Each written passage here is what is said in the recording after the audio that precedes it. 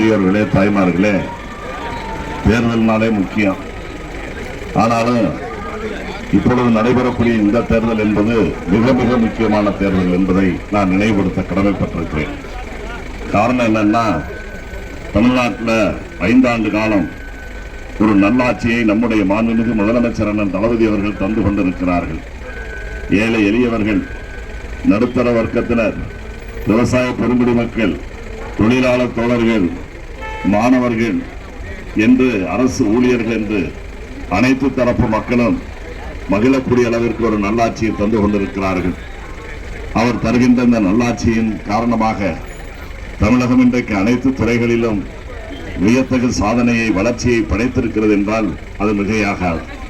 இந்த வளர்ச்சியையும் இந்த சாதனையையும் பொறுத்து கொள்ள முடியாத ஒன்றியத்தை ஆளுகின்ற பாஜக அவர்கள் மகிழ்ச்சி அடைவதற்கு பதிலாக நம்முடைய நாட்டில் ஒரு மாநிலமான தமிழ்நாடு சிறப்பான பல சாதனைகளை படைத்திருக்கிறது என்று மகிழ வேண்டியவர்கள் மாறாக வைப்பெரிச்சல் படுகின்ற ஒரு சூழ்நிலைதான் இன்றைக்கு தமிழகத்தை பொறுத்தவரையில் ஒன்றிய அரசு, மோடி அரசு, பாஜக அரசு நடந்து கொண்டிருக்கிறது என்றால் அது மிகையாகாது.